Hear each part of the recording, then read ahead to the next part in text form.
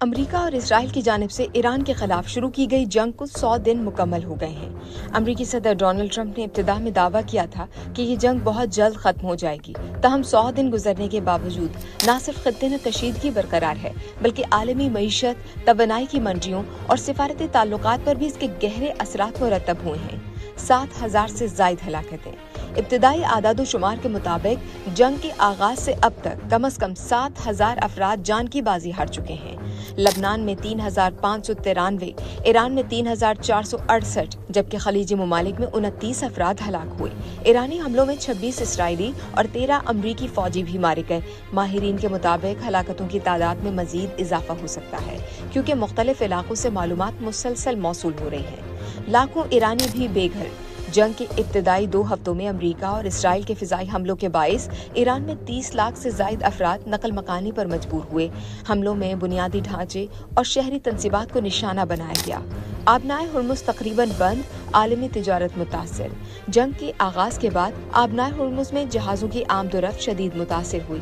اس اہم آبی گزرگاہ سے پہلے روزانہ تقریباً 100 جہاز گزرتے تھے، تاہم حالیہ مہینوں میں یہ تعداد کم ہو کر اوسطاً 7 جہاز روزانہ رہ گئی ہے۔ آبنائے ہرمز کے ذریعے دنیا کی تقریباً 20% تیل اور گیس کی ترسیل ہوتی تھی۔ راستہ محدود ہونے سے عالمی تیل ذخائر پر دباؤ بڑھا، جبکہ مال برداری کے اخراجات میں بھی نمایاں اضافہ ہوا۔ 140 ممالک میں پیٹرول مہنگا۔ جنگ کے نتیجے میں عالمی تیل کی قیمتوں میں شدید اضافہ دیکھنے میں آیا۔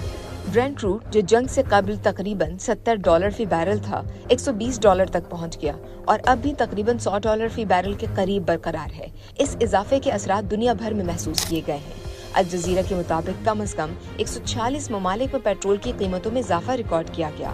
ایشیائی ممالک جو خلیجی تیل پر زیادہ انحصار کرتے ہیں وہ سب سے زیادہ متاثر ہوئے۔ خوراک اور روزمرہ اشیاء بھی مہنگی۔ ماہرین کے مطابق صرف ایندھن ہی نہیں بلکہ کھاد، پلاسٹک، بیکنگ مٹیریل اور دیگر صنعتی مصنوعات کی قیمتیں بھی بڑھ رہی ہیں۔ قدرتی گیس کھاد کی تیاری میں بنیادی کردار ادا کرتی ہے، جس کے باعث زرعی پیداوار اور خوراک کی قیمتوں پر بھی براہ راست اثر پڑ رہا ہے۔ ایران اور امریکہ کے درمیان اعتماد کا فقدان۔